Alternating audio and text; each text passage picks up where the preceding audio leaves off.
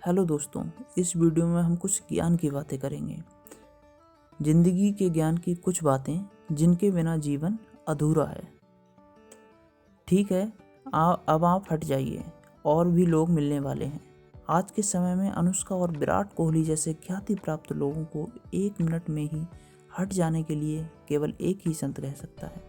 विराट और अनुष्का वृंदावन में प्रेमानंद गोविंद जी महाराज की शरण में पहुंचे थे। महाराज उनको नहीं पहचानते थे, उन्होंने पहचानना भी नहीं चाहिए। संतों को सिनेमा और क्रिकेट से भला ही क्या प्रयोजन हो सकता है। सेवादार ने जब महाराज से उनका परिचय कराया तो उन्होंने दोनों को प्रसाद स्वरूप चुंदरी और माला पहनवाई और तुरंत दूसरे भक्तों को सुनने लगे। कितना सुंदर है ये। कम से कम ईश्वर के दरबार में सबके साथ समान व्यवहार होना ही चाहिए। यदि वहाँ किसी को विशेष और किसी को समान होने का बोध होने लगेगा तो ये ईश्वर का अपमान होगा। सुखद ये भी था कि विराट और अनुष्का भी तुरंत शीश नवाकर उनके आगे से हट गए। उन्होंने कोई नौटंकी नहीं की, वीआईपी होने का दिखावा नहीं किया।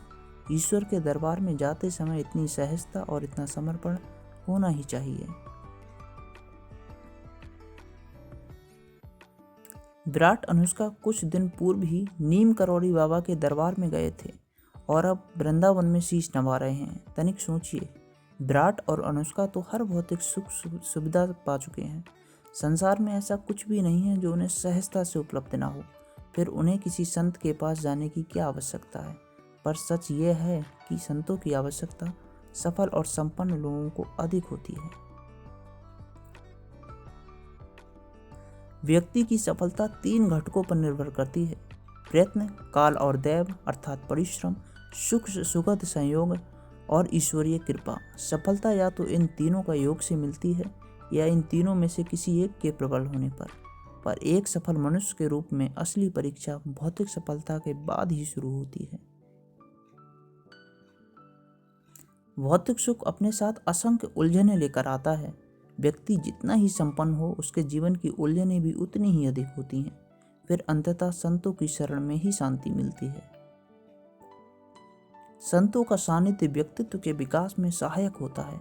वस्तुतः कुछ चीज़ें ऐसी हैं जो संतों के पास जाने से ही मिलेंगी। हम व्यक्तिगत प्रयत्न से सफलता पा सकते हैं, पर उसे पचाने का ढंग हमें संतों की कृपा से मिलता है।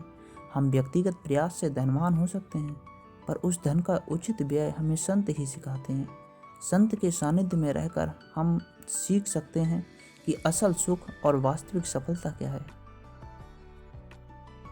तात्कालिक विश्व के सर्वश्रेष्ठ शासकों में से एक चक्रवर्ती सम्राट दशरथ के पुत्र के रूप में अवतरित हुए नारायण भी मर्यादा पुरुषोत्तम तब हुए जब उन्होंने महर्षि वशिष्ठ, विश्वामित्र, अगस्त्य आदि संतों की कृपा प्राप्त कर ली। फिर हम तो सामान्य जन हैं। तो भाई साहब, जीवन में जब भी अवसर मिले संतों की शरण में जाइए।